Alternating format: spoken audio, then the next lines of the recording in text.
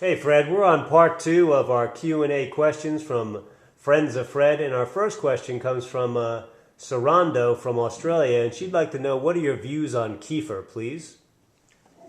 Kefir, there's different types of kefir. There's a coconut kefir that is made by blending the coconut water and the coconut meat and using a starter, and it comes out like a little less consistent than yogurt. And there are people that use that get good results. It's a raw food, and Donna Gates, who recommends a lot of that type of stuff.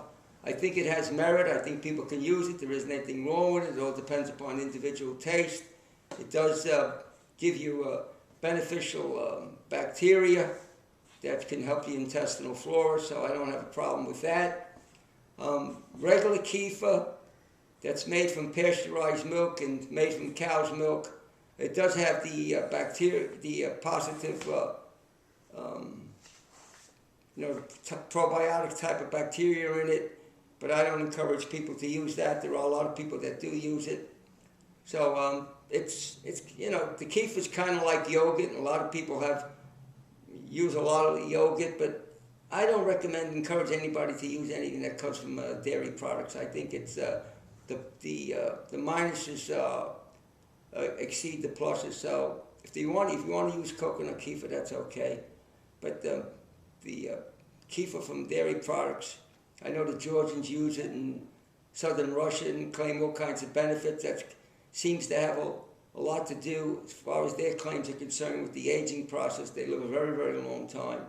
But I think in Georgia what they really use is clabbered milk, which is different than kefir.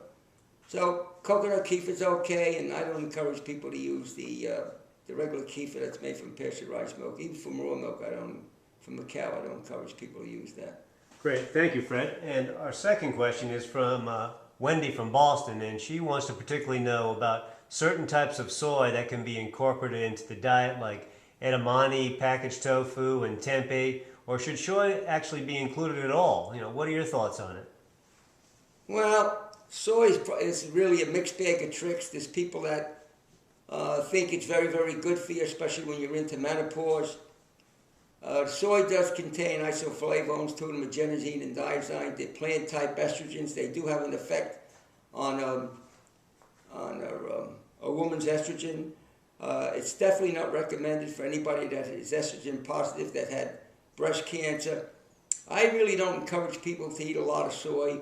If somebody's into a vegetarian diet and they do use some soy products as a source of protein, they definitely should be fermented.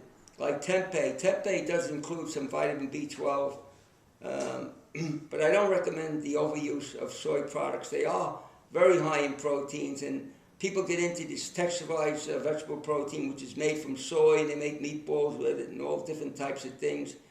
And I think that's really, it's really not a good idea. Of course, people into raw foods, they don't eat soy, and they shouldn't be eating any soy. So you have to.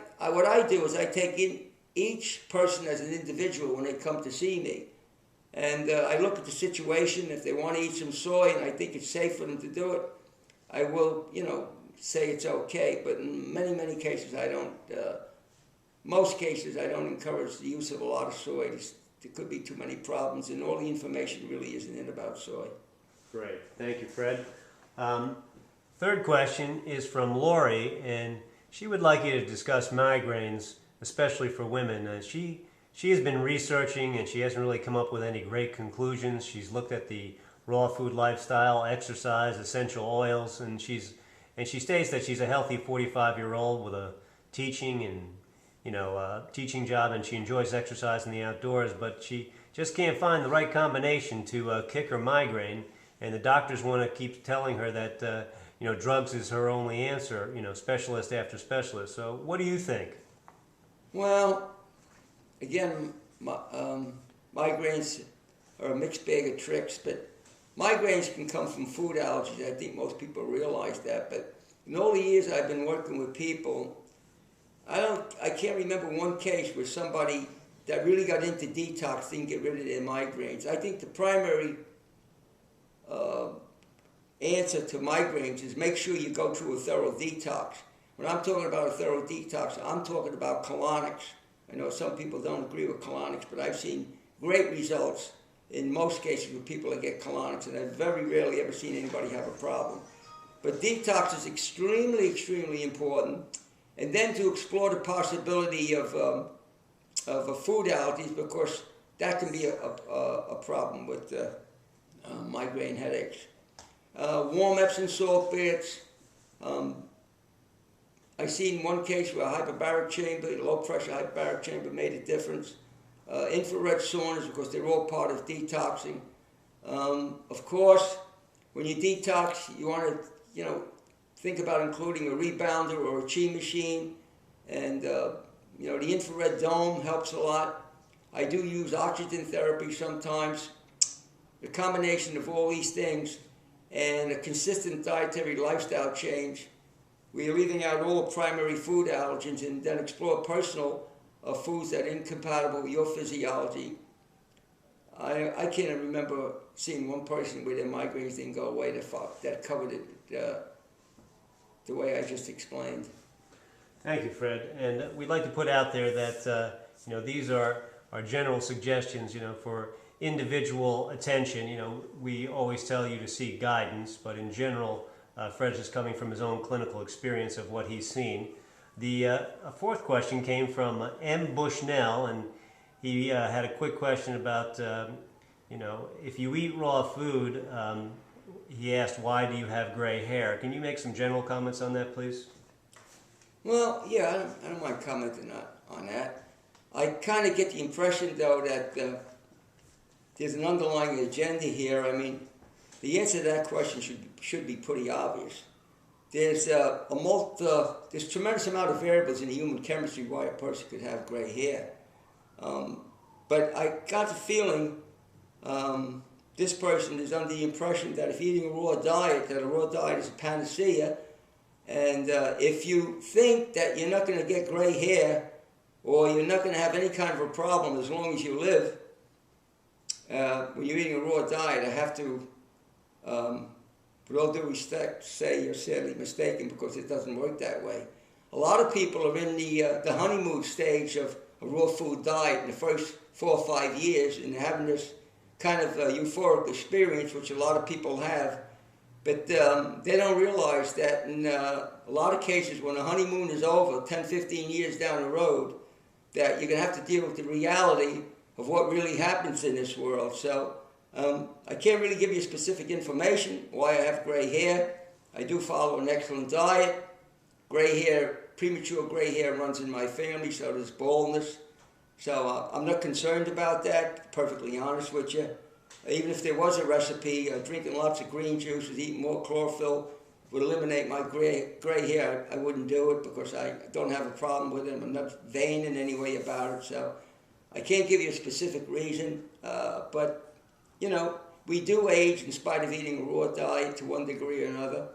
So I can't really give you a specific answer. I don't know what the underlying motive for the question is, but again, I think that you might think that if you're eating a raw diet, eating a good diet, that these things don't happen. They do happen. People get gray. Some people lose their hair.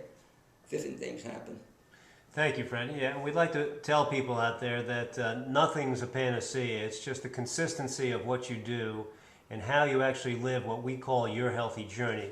And Fred, for our last 45 seconds, Joy from Hendersonville, North Carolina, wanted to know, she loves your dogs. What do you feed your dogs, man?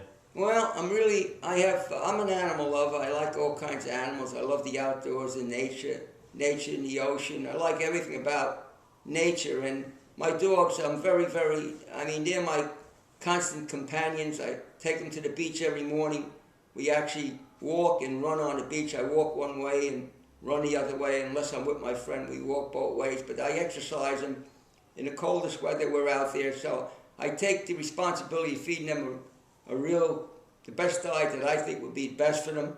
I'm not into feeding them a vegetarian diet. I know people that do that, but I've seen too many disasters. I actually saw one dog die from starvation and malnourishment. I feed my dogs raw meat, cod liver oil, wheat germ oil, blended raw vegetables, a little bit of some steamed potatoes in there, but it's definitely no processed food. Great. Thank you, Fred. And keep those questions coming. Thank you very much. And don't forget to check out our website, www.fredbishyforhealth.com.